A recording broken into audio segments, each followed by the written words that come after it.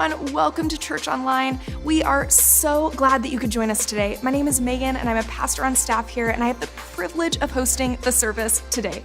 For those of you that don't know, we are one church in 3 locations. So if you're ever able to join us in person, we would love for you to check out one of our campuses in Westland, Milwaukee, or Beaverton. In the meantime, we'd love to meet you and help you get connected. The best way to do that is to click on one of the links below or check out our website. Our mission as a church is to inspire people to know, love, and follow Jesus. We absolutely love our local communities and want to do whatever we can to help make a difference in the world as we learn what it means to follow Jesus together. I hope you'll find today's message challenging and encouraging, so let's lean in and engage. Well, good morning, and thank you so much for joining us today at BCC. We are really glad that you're watching with us. Now, today we're kicking off our new fall series called A New Day, and it's all about God's commitment to redeem, restore, and renew the things in our life that have been hurt, damaged, and broken. See, we know that because of Jesus, the promise of a new day always awaits us. Now, I love watching programs where a car or a house, they're restored or transformed. It's great to see something broken become better or something old made new again. Now, I was thinking about showing a few before and after pictures of a kitchen remodel or a hot rod, but then I thought, Beaverton is the Silicon Forest, so let's get nerdy. Now, many of you work in tech, and you still remember your first computer or gaming system. In fact, so many people love their old machines that finding vintage hardware and the peripherals has created a robust collector's industry. The major problem for collectors is not getting these machines working. They're experts at computer build and repair. It's the cosmetic wear and tear. You see, most technology from the 70s and the 80s was housed in ABS plastic. And for safety regulations, that plastic was treated with the chemical element bromine.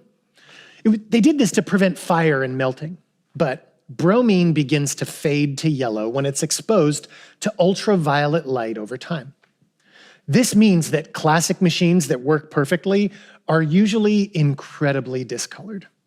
No matter how much you wash or scrub, you can't wash away the yellow because it's actually inside the plastic, and there's nothing any human effort can do to restore it. Now, the good news is that smart minds address this issue. They theorize that since bromine is a chemical compound that yellows, there should also be a chemical reaction that would remove the bromine from the plastic. Now, I'm not a computer nerd, but I am a Lego Star Wars nerd. And Lego is also made of ABS plastic. This means that in the past 20 years, some of my pieces have yellowed, like these 2 middle stormtroopers. The Emperor frowns upon this sort of thing. After watching a fascinating video on YouTube, I learned that hydrogen peroxide, when added to a bowl or container, and an oxidizing agent, like this OxyClean, will produce the inverse chemical reaction we're looking for when you hit it with ultraviolet light. All you have to do is mix it up and then plant these Imperial stormtroopers in the solution, and then make sure they sit there under the ultraviolet rays and trust the process. I don't have to understand how the science works. I just need to believe that the chemical reaction will work and drop them in. Then I can walk away. The transformation has nothing to do with me, but nothing will happen if I don't combine my belief with action. Today, we're talking about the role that faith plays in how God restores and redeems the broken lives and situations that we encounter, especially our own. I don't know about you, but the past 16 months have been filled with a lot of pain and frustration and disappointment. So much so that it's hard to believe that anything good will happen in the future. In fact, why even risk and put myself out there? Well, in the Bible, we see that this is the situation that the people of God regularly find themselves in. Sometimes it's because of difficult circumstances like deprivation, drought, or disease. Sometimes it's the result of the cruelty of other people. Sometimes it's something they brought on themselves with carelessness or callousness. When God chose Israel to be his people, he entered into an agreement or a covenant with them. He'd care for them, and they'd obey the laws he gave them through his servant Moses. As with all laws, keeping them brought benefits or blessings, and breaking the laws meant consequences. One of the greatest blessings of keeping the law was the privilege of living in the Promised Land, a fertile region near the Mediterranean Sea. It was filled with an abundance of food and beauty. As they obeyed God, they'd live as the envy of the neighboring nations. But living outside those laws meant that they'd be taken captive by evil nations and lose their land. The point God was making to them and us is that disobedience makes us slaves to our wicked desires. Faithlessness means living in slavery, but faithfulness to God brings us the freedom to truly live. We see this today with things like addiction, pride, and greed. We don't just do these things. They eventually take control of us, even though we hate them. The ancient people of Israel, they chose to break God's laws and worship other gods and their own appetites. And as a result, they were attacked, their nation was destroyed, and they were departed far from home. They lived as slaves in other nations for more than 70 years. Even though this time of captivity was dark, God was still with them. And as the people returned to God in their hearts, God returned them to their land. Now, this was a wonderful blessing. But as they made their way back to Israel, they knew they were returning to a broken and poor country. This is something we see regularly in our lives today, right? A terrible hurricane or flood strikes a region, and people have to evacuate with very little, and in many cases, return to very little to start over again. It's not just something we see physically, but it's also something we experience relationally. A disappointment in love, a disagreement with a close friend or roommate, a nasty fight with a spouse, a frustrating coworker, an unsympathetic parent. Maybe it's simply a prolonged period of isolation from our friends. Maybe during COVID, you lost your job. Maybe it was your house. Maybe the pandemic ate up your savings or the college fund. Whatever you've lived through, and we've all lived through something, what you had is gone or broken, and you're not sure it can be recovered or mended. How do you prepare yourself to come back to something that you loved when you know that it's broken and it will take a lot of work and resource to repair? How do you invest when you don't have any reassurances that it will even pay off? You see, this can be such an overwhelming question, especially when our eyes and our hearts linger on the devastation that's all around us. As difficult as it is to know and experience so much loss, the people of God, then as well as now, have an opportunity that comes to us through our God. See, no matter how distressing our experience is, our God is greater, stronger, and more worthy of our eyes than anything that we might fear. And when we turn our eyes from the brokenness around us to look to him, he offers us a new vision for what can be. And he gives us his strength to believe again. The people of Israel who returned to the land believed that God had seen them through their captivity. So they also trusted that as they kept their focus on him, he would give them a new vision for their community and all of the power and resource necessary for that dream to become a reality. And do you know what? They were right. Israel returned to the land and began work, restoring the temple and the city of Jerusalem first, then the surrounding towns and villages. The priests began offering services at the temple, and the prophets returned to the countryside, preaching the good news that God was not only restoring them and their country, but that he was sending them a deliverer. Their greatest prophet, Isaiah, declared that God would send a Messiah. And that's a Hebrew word that meant anointed or touched by God's Spirit. That Messiah would come and set them free to worship God, not just with their bodies at the temple, but anywhere and everywhere from within their spirit. They believed that God would set them free to live and worship again. Now, for 500 years, they worked and they waited. And as they didn't simply construct cities and synagogues. They wrote poems and prayers, painting with their words. And the ancient songs they crafted have endured for thousands of years as the book of Psalms in the middle of our Bibles. They wrote songs for everything: love songs, praise songs, sad songs, even war songs. For the next few weeks, we're going to look at one of these songs, a short song written during the 500 years that they waited for Jesus, the Messiah, to come. It was a song that everyone sang and prayed together as they journeyed in caravans to worship at the temple in Jerusalem.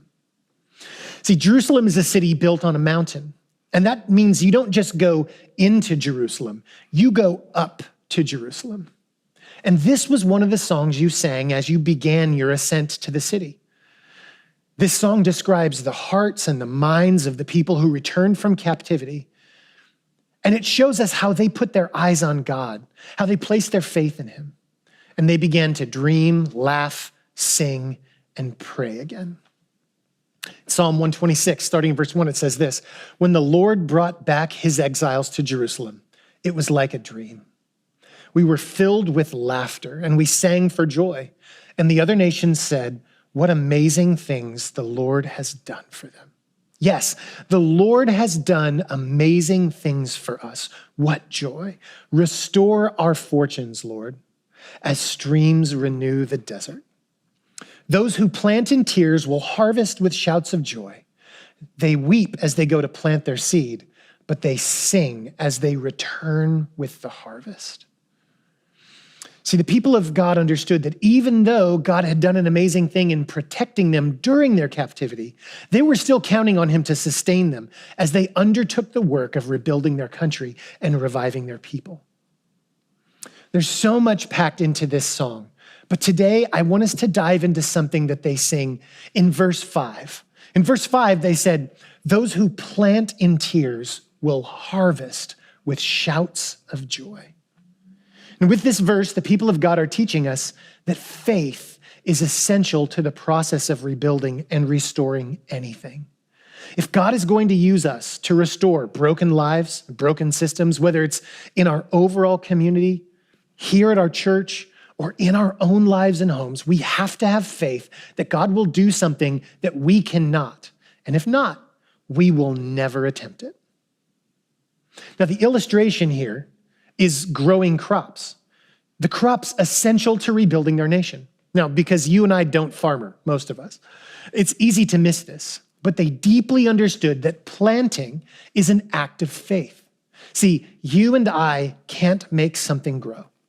We can plant, we can water, we can wait. We can even harvest, but a plant's growth is driven by a force of nature outside of us. For them, planting seeds in the spring was an act of faith that if they planted, God would make the crops grow to maturity by harvest time.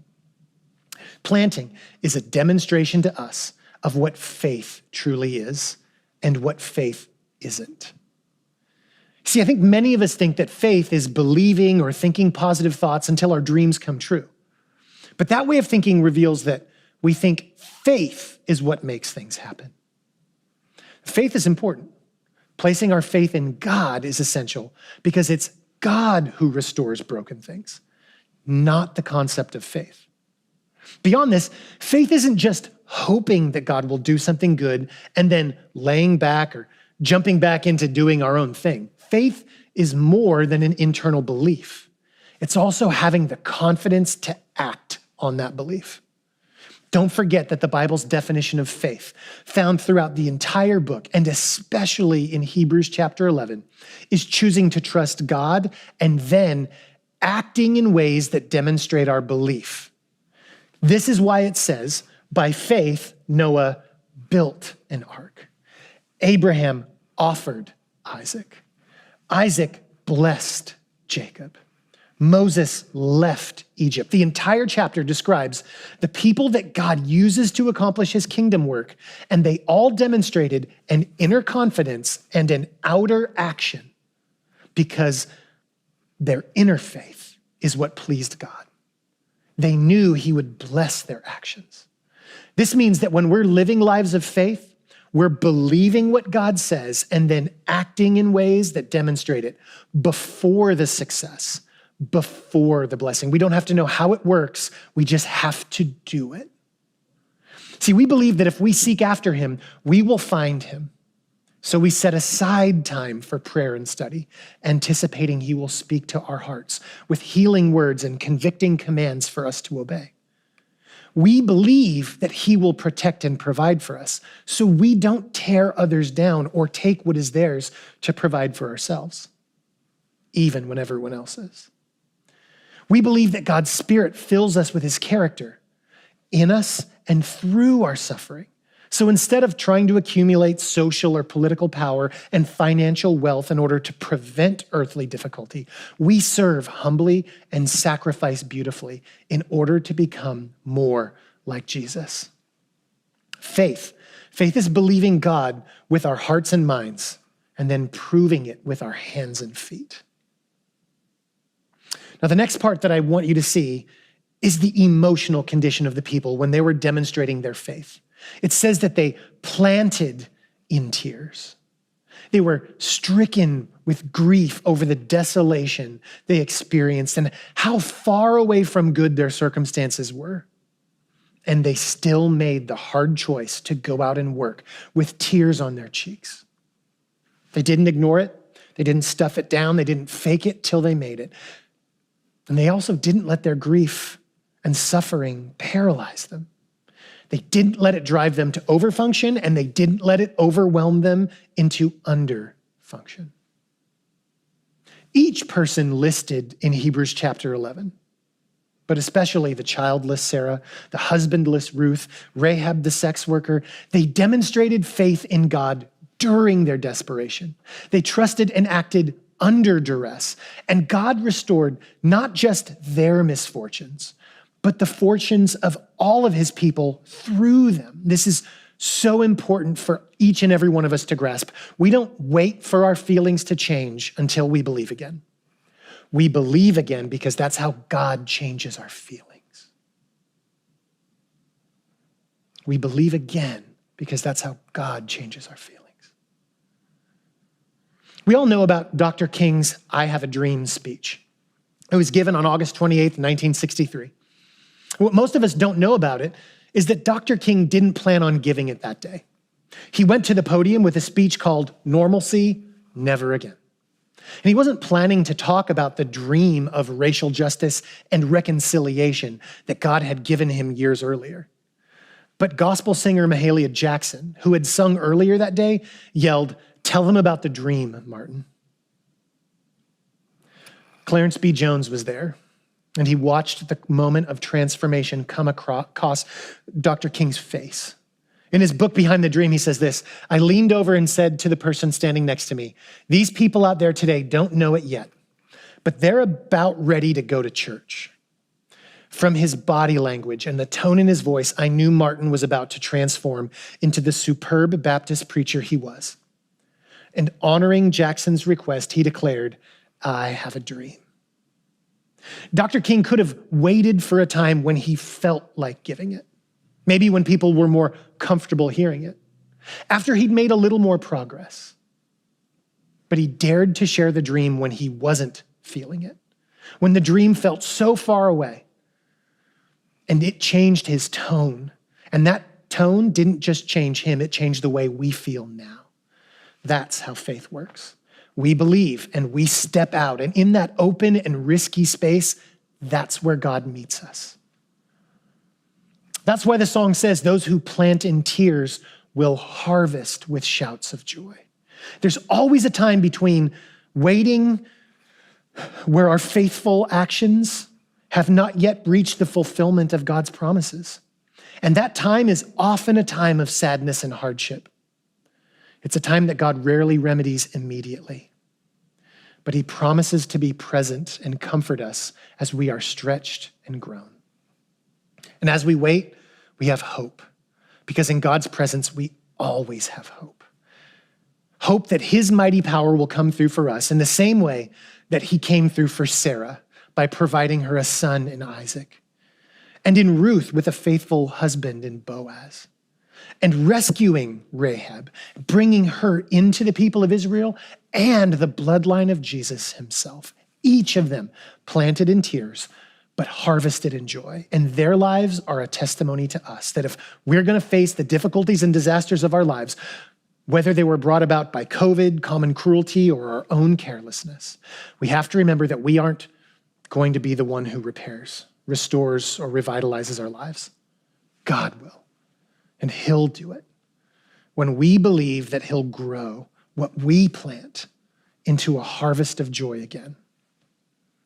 So today, whether you're facing a relationship that needs to be restored, a business that needs to be rebuilt, a spiritual life that needs to be revived, remember that the process starts when we make the internal decision to believe again, to place our faith in the Son of God who sacrificed himself on the cross and rose again in order to make all things new.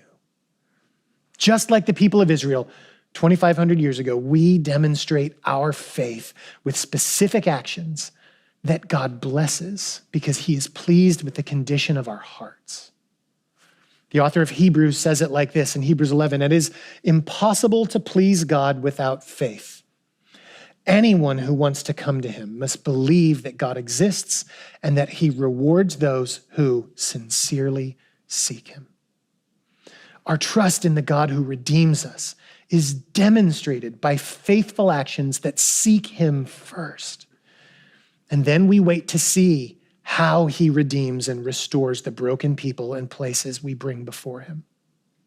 So as we wait, place our eyes onto God.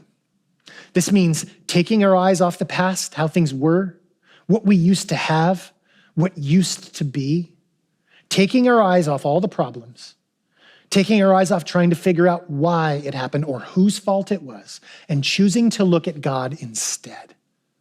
This doesn't mean pretending it didn't happen or living in denial. Remember, the people of Israel actively acknowledged and grieved their losses as they trusted and acted in hope-filled ways. As we do this, our focus shifts from the pain.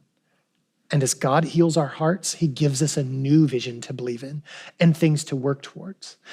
And that new vision produces the desire to move forward and receive new gifts and blessings from him. But it only happens when we stop looking backwards at what we lost and looking to lay blame. We have to ask him to restore. When we choose to believe again, we demonstrate our faith first. We do it through faith-filled prayers. We don't find someone new to complain to. Instead, we sincerely seek him and ask him to repair and restore and revive all that we hope for and all that we need. We make time to come to God and faithfully and confidently ask him to move in powerful ways. When we believe again, we look for new ways to actively demonstrate our faith in Jesus. This means listening in prayer, diving into the work, believing that God will give you new ideas and strategies for what to do, and to be committed to act on those new things, even if it means planting in tears. Remember that the blessing comes after the faithful action, not before it. God meets us in those moments when we step out in faith, and he changes our thoughts and feelings as we obey, not before. If you want to reap a new life and joy, you can't be afraid of planting in tears. You can't be afraid of saying, I don't know what the outcome will be. I'm not sure if it's going to be worth it. Because if not, you're not going to demonstrate your faith by giving things to God and trusting that he will change and work through them, whether or not you understand. But if you do believe, you will plant with uncertainty, trusting that what will happen is he will restore and change and make all things new so that you can experience the joy of his restoration. Will you pray with me? Father, we are grateful to you for the fact that you are the person who changes and restores and grows. And it's not in our power. It's just as a result of our faith-filled actions. So God, give us the strength to trust again. God, fill us with new visions and new dreams and new things to dive into and press into by your Spirit. God, I pray that our our faith would please you, and that you would bless our efforts. In Jesus' name, amen.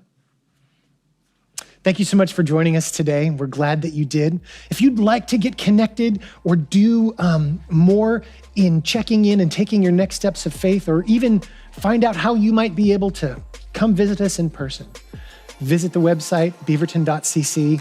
Our service times are at 8:30 and at 10, and there you can find ways to get connected or come do it in person. Have a great week.